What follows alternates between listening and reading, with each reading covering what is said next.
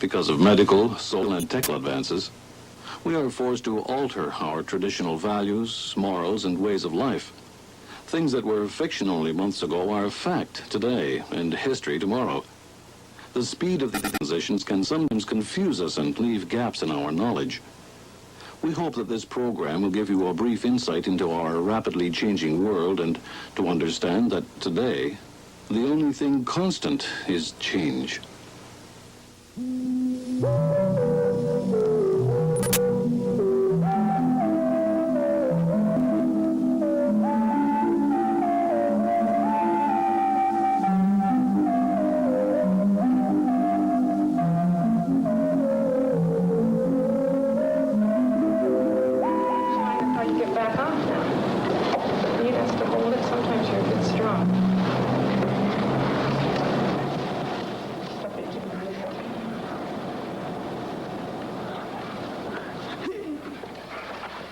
We thought that because he was mentally perfectly normal, because he has a minimum amount of speech, and because he does not have many involuntary movements, we thought that he is most likely a very ideal candidate to assess the improvement probably quicker than we would on a more seriously disabled child than he is.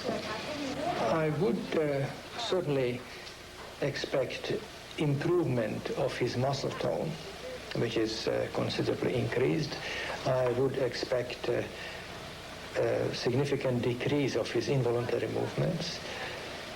He also has some saliva drooling, which most likely will cease.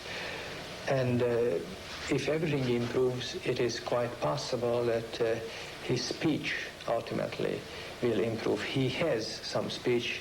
It is a little bit difficult to understand him. The only thing I know, what the doctor told us, he had the abdominal cord around the neck, and he was 10'3", that's quite a heavy boy. And then that's about it. That's about all we learned at the hospital.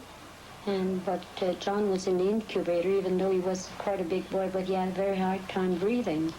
The other doctor was always saying, well, he's a slow baby, it will come in time, you know. He was 18 months, he wasn't walking yet. 20 months, still no change, you know. He couldn't say any words then. All that kind of stuff that usually the other babies are able to do by that time. He couldn't sit by himself, you know. But then that one doctor told us right out that, you know, it was cerebral palsy and he'd never be like a normal child. And he's the one that made the arrangement to have John take therapy at the Crippled Children's Center. Get your arm. I accepted it first. I didn't. And somebody told me that if ever you see another child worse than John is, then you'll realize that you're a lucky person. And the first time I was at the center, that's when I realized how lucky we were. That John had most going for him, and that settled me down a little bit. But still, I was always asking myself, did I do something wrong? What happened during my pregnancy or something? The hardest part was the first time I took him out on the wheelchair. You don't know how cruel people can be sometimes. The question they ask and the stare they give you. I came home crying all the way from uptown that day. And then I think I was about 3 weeks without going out. Our two daughters, they've always been good. They were, about 7 years old when John was born. They had started school, as a matter of fact, and I guess they were old enough when we learned about the cerebral palsy angle. Maybe not old enough to understand the full extent of it. But they never said it. They never complained. No, they've always accepted that. You know? Yeah, they're good because a lot of times, you know, like sitting on the floor and playing all kinds of games with him. At that age, especially at 18 or they're 19 now, they're going 20. Some of the kids wouldn't do it, but they never say no. Whenever John say, can we play? And whenever if it's Lisa or Leno, they'll say yes.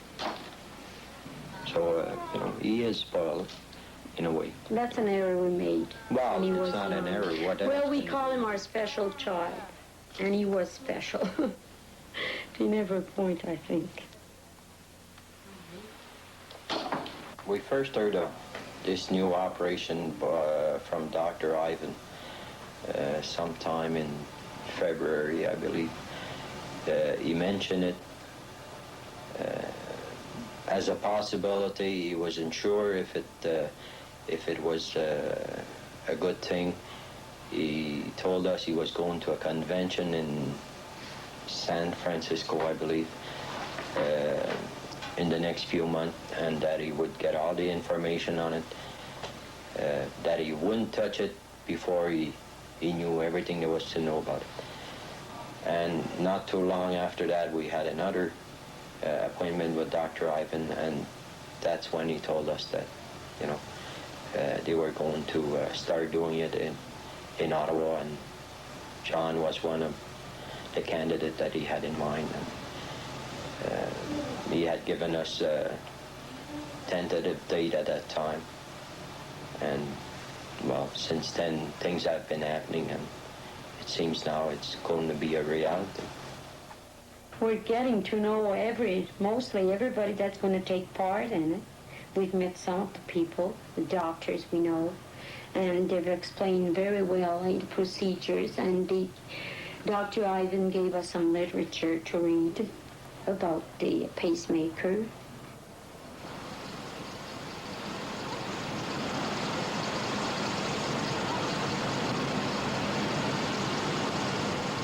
Well, it's nice to see you again.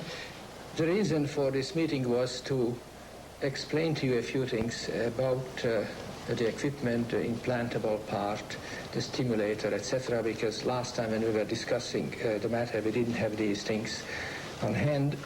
Since then, they arrived, and this is the first time we saw them also, apart from those pictures, which I think I showed you last time. So first, I would ask Dr. Ventureira to show you the parts of the equipment and where would they go in the body when we will implant them into John. Right. As you can see here, there are 4 different parts. The parts that are going to be on John's brain, on that particular part that is the cerebellum, will be these 2 electrodes. You see, these 2 tiny electrodes, actually there are 4 pairs of electrodes that will be placed and laid over the surface of the cerebellum. Then these very tiny wires will be tunneled under the skin on the right side of the neck, and we're going to bring them down about the level of the clavicle, about this area, where we're going to make a little pocket under the skin to place this other portion that is called receiver. And then we'll make a connection of these 2 plugs with these 2 other plugs and put them together. This will be the part of the operation. In order to place these electrodes in the head, we have to drill a couple of holes in the back of the head about the size of a quarter coin. Oh, that big? That's right. Oh, I thought, the way you were saying Not very it, big, about that big. Okay. Maybe a little larger than a quarter. 2 of them, 1 for each electrode. And then tunnel the wires, connect them to the receiver. And that will be the operation. Oh. Now, the other part of the equipment is the transmitter. This transmitter is activated by a battery of 9 volts that is inside in this area. Mm-hmm. And that connects to this other portion that is called antenna. This antenna, this circle, is just placed over this receiver. This, you have to bear in mind that is under the skin, and we place the antenna over the skin. And the electricity goes through the skin to be received by the receiver and transmitted to the electrodes. All right? Mm-hmm. So those will be the parts of the equipment. How long will it take for the operation itself? The operation The time of the surgery. Right, about approximately 2 hours for the operation itself, but the preparation before the operation, the anesthesia, and all that will be close to 4 hours since we start until we finish. One question he's going to ask you. He's been after us for 3 days now. Is he going to shave his hair? And at first we couldn't understand what he was saying, but he probably asked Just the you. back part. Just the back Just part, the back not the part. whole The hair. beautiful Well, that's one of the questions This is he what was everybody worries asking about. us. You know, he thinks about it. I think he thinks about it a lot because lately he's been waking up at night and... But there's one more thing I would like to re-emphasize, as I mentioned to you earlier, that even though this type of surgery and procedure and all this material here represent a somewhat experimental type of surgery, it doesn't mean that this procedure was not tried enough on the patients. There are about 250 patients who had this operation performed already outside the country. And also in Toronto, there are about 4 or 5 patients who had this same operation. It is a very safe procedure, and we hope that nothing is going to happen to John during surgery, and we believe that he's going to benefit from it. However, it is experimental to such a degree that we cannot tell a number of things. We don't know how is he going to respond to the surgery. We don't know how long is it going to do, and we don't know exactly what it is going to do to him. But we are confident, you know, that it is safe enough, and we feel that the findings by other doctors and centers in the United States are encouraging enough to go ahead with this operation. There's your bracelet. Well, I'll be there all the time with John because I know he won't stay alone. But the night before we'll be with him, and I promised if I could, I'd sleep over at the hospital with him. They have chairs that turn into bed, and the parent is allowed to sleep over there. So I promised him proudly that I'll sleep over and that I'd be there when he wake up in the morning, get ready for the operation. A real operation will take place tomorrow morning at the Children's Hospital in Ottawa. An electronic pacemaker will be implanted in the brain of a 13-year-old boy who has cerebral palsy. So far, this operation has been done only 4 times in Canada. It's the first time it's been done outside Toronto. And we'll be keeping an eye on Jean Benda's progress. They didn't bother us too much, but we don't take it as, well, it is publicity in a way, but we're doing it to help others. So I hope it will help others who have children like John to take the right contact and to know what's. I know some of them will probably get in touch with us to know how John is doing before doing anything. We'll be there to answer any question they have, and we'll be glad to do it.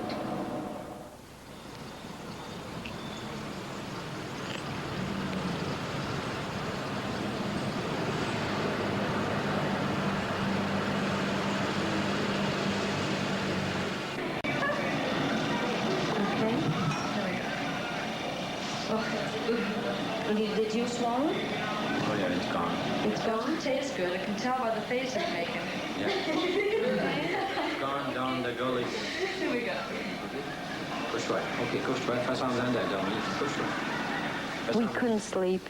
We were thinking about it, and I think John was a little bit upset about it because he could sense that we were quite nervous.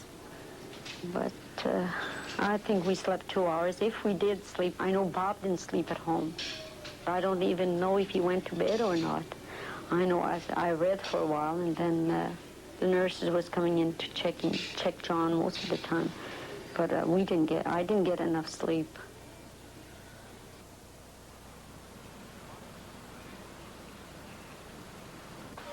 In his prayers at night, I know I cried a few nights because in his prayers, he'd get up and look at God and say, please, I want to walk. And that's the only thing. But we tried, and we told him not to expect that. But I think now that he's accepted the fact that it may not happen. But at first, when we talked about the operation, and then there were mentioned that one had to walk and one had to talk. But the only thing he asked was to walk. And I think he still hopes and he still thinks about that all the time. But we've managed so far to take that thought away from him. Because it may never happen, but miracles do happen. That's the boy. lifted his own head. Now you look like a clown. No. You're a film star. Give him a kiss. Bye. I'll see you soon. Let's go in. Bye, Doc. See you later. We're already in the waiting room. He was upset. He knew he was going to be rolled down and put to sleep, but he was quite settled because with the pill they had given him. But the more he was going, the more he was becoming awake, aware of everything going around him, and that upset him a bit, I think.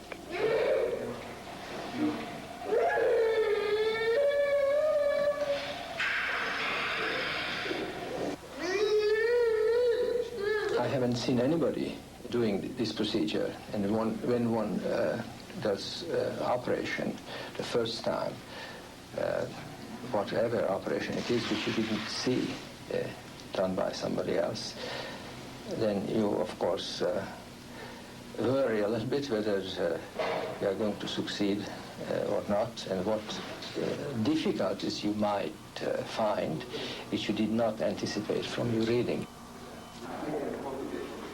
We place him in the face-down position with rotation of the chest, so we can have exposed the upper portion of the chest on one side, and his nose will be looking straight to the floor. In order to accomplish this, we'll place him on a special frame that we have. It's a 3-point fixation. There are 3 nails that go through the skull, and they're screwed very tightly, about 40 pounds of force.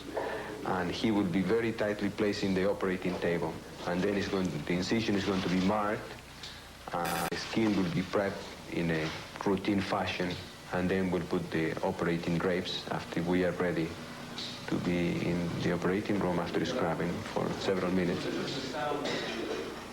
After the patient was positioned, I really feel any different than usually I feel during surgery. The day before, we went through the details of the surgery with Dr. Ventura, discussing every step of the surgery. This is what we are going to do first after positioning. We even decided who does what. And he did the first incision on the chest, and I did the second incision on the head. And this way we sort of divided the responsibility during surgery. And I did one of the holes on the cranium, and he did the other hole on the cranium. And this is the way we proceeded, and with every step we, of course, learned. And it turned out to be a very simple procedure, not being more difficult than any other medical operation. We were so anxious for it to be over.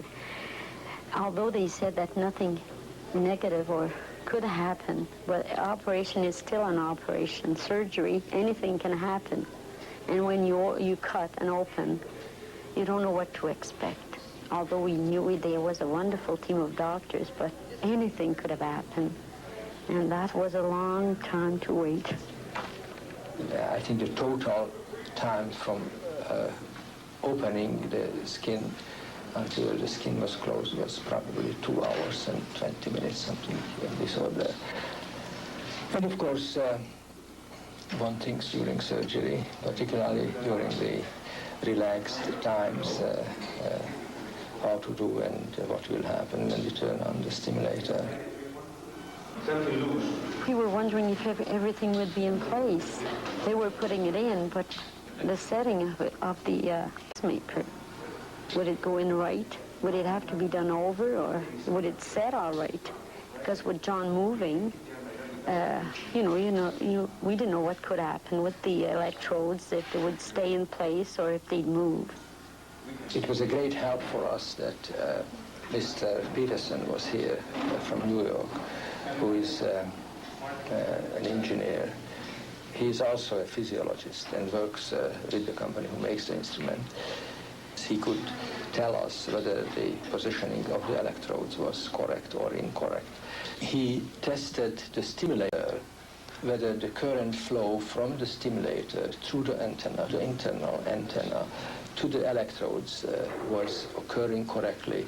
And of course, after surgery, we had a feeling of relief, and we were happy that everything went so simply.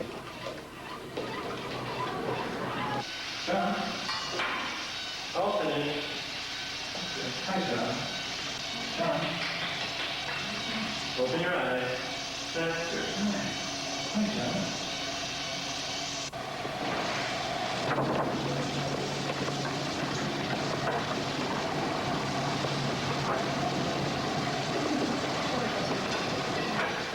John.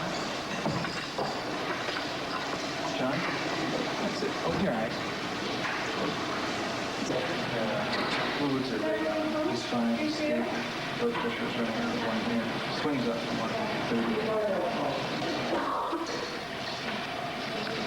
Looks good. Looking good. When we saw their faces, we knew that everything was all right. They had a big, big smile on their faces. They were so happy because everything had went even a little bit ahead of time.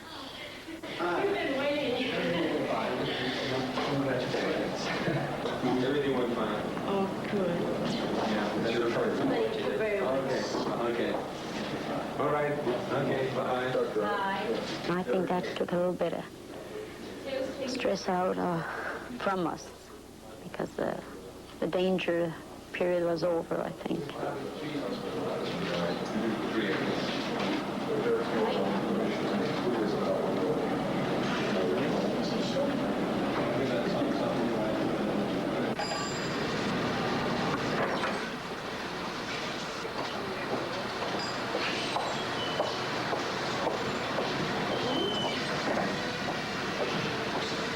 Now, after turning the stimulator on, a number of things can happen. For a short time, we may not notice anything. John may not notice anything. After probably a few minutes or maybe a half an hour, he would feel relaxed in his body physically, and also probably he would feel emotionally a feeling of relaxation. After a few weeks, I think we will find most likely some measurable change in the muscle tone. And at 6 months' time, we will try to make a final evaluation of the total effect on John, which could be improvement of his speech, improvement of his voluntary movements, and some disappearance of the involuntary movements. The first morning was quite a morning for him because every time the machine would go on, it goes on 7 minutes, off 7 minutes. So you could see him relax when it went off, and then when it started, he'd make a little jump and tell us that it was doing it. Okay, John? All right, bye. Are you too?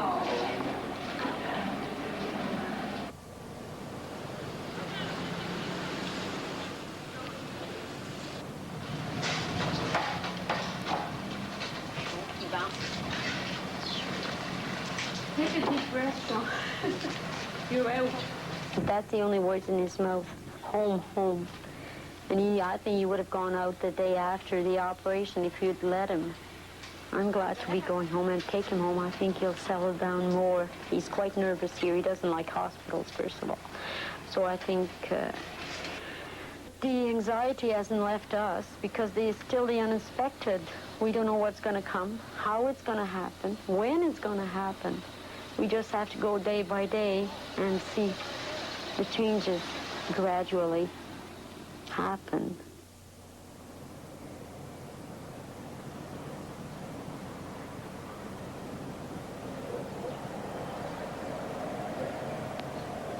Being with him every day, we don't notice the changes so fast.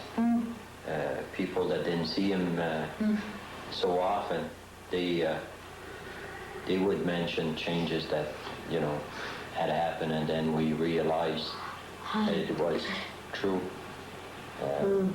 He was more calm, for one thing. This was after, you know, was easy to see. His left hand, which he had problems with after the operation, gradually became better. He's using it quite good now. You know, little things that He's able to sit better. His balance is better. Sitting down, he can stand up for a longer period. He seems to be getting stronger all the time. Like what he just did, drink some Coke, take a glass in his hand. He couldn't have done that before the operation.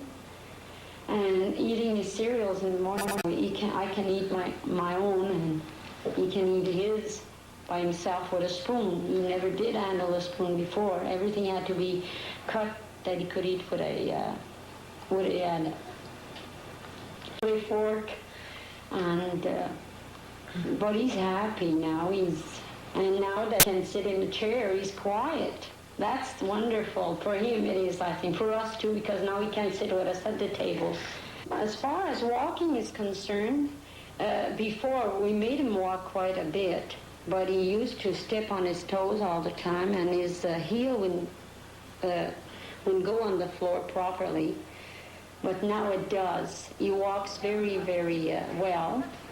Awkward, but very, very well.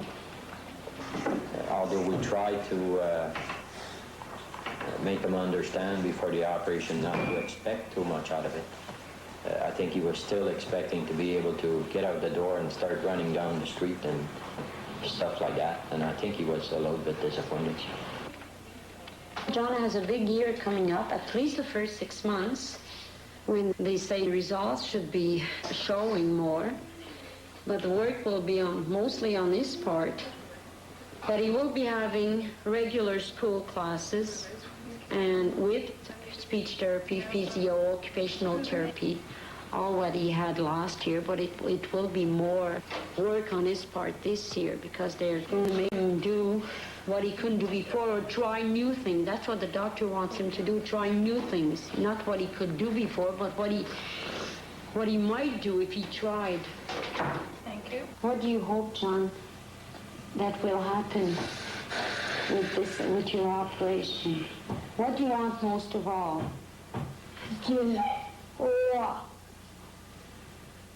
On September 21st, John Binder got out of his chair and stood, completely unassisted.